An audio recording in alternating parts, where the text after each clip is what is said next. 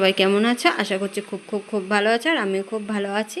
তোমাদের সকলকে জানাই গুড আফটারনুন। চলে এসেছে আজকে আরও একটি লাঞ্চ থালি নিয়ে।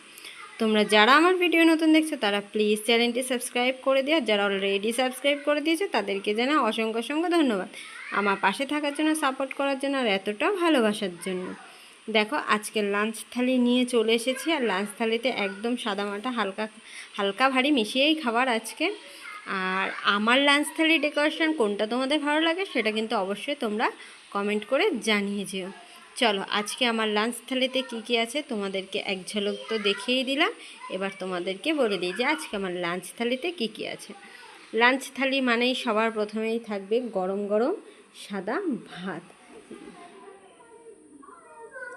আর তার সাথেই রয়েছে দেখো এখানে রয়েছে তোমার রসুন দিয়ে পেঁয়াজ দিয়ে হচ্ছে, এটাকে নাম ভুলে যাচ্ছে, হচ্ছে কচুরলতি ভাজা। আর তোমরা যারা আমার ভিডিও মানে অনেক দিন ধরে দেখছো তারা তো জানো যে এই কচুরলতিটা আমি কচুর যত রকম আইটেম আছে তার মধ্যে এই কচুরলতিটা আমি বেশি ভালো খাই, আর এই ভাজাটা খেতে আমার বেশ ভালো লাগে। আচ্ছা তোমরা কে কে কচুর আইটেমের মধ্যে কে কোনটা খেতে ভালোবাসো অবশ্যই আমাকে জানিয়ে।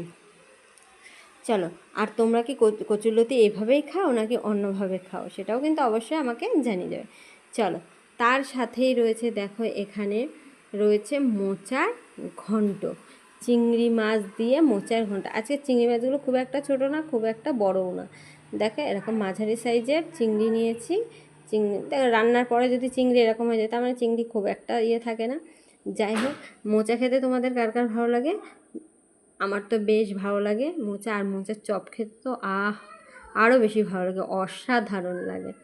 যাই হোক, প্রথমেই তোমাদের দেখালাম গরম গরম সাদা ভাত, তারপরে রয়েছে এখানে কচুরলতি ভাজা, তারপরে রয়েছে এখানে মোচার ঘন্ট, আর তার সাথে কি রয়েছে দেখো লাল লাল ঝাল ঝাল চিকেন। আজকে চিকেনটা জানো তো একদম একটু এই দেখো ঝোলটা গড়িয়ে যাবে, দেখো একদম হালকা করেই রান্না করেছি।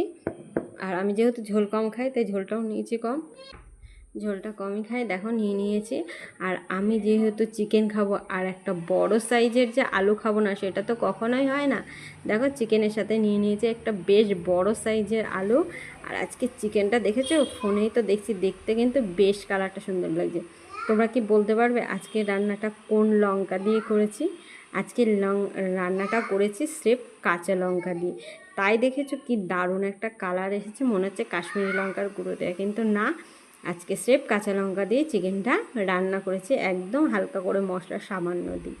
যাই হোক, আমার লাঞ্চ থালি তোমাদের কেমন লাগলো অবশ্যই কমেন্টে জানিয়ে যেও। আর তোমরা কে কী লাঞ্চ করছো আর তোমরা সেটা আমাকে জানিয়ে যেও। সবাই সুস্থ থেকো, ভালো থেকো, আর সবাইকে অনেক অনেক ভালোবাসা। চলো, লাভ ইউ অল, টাটা।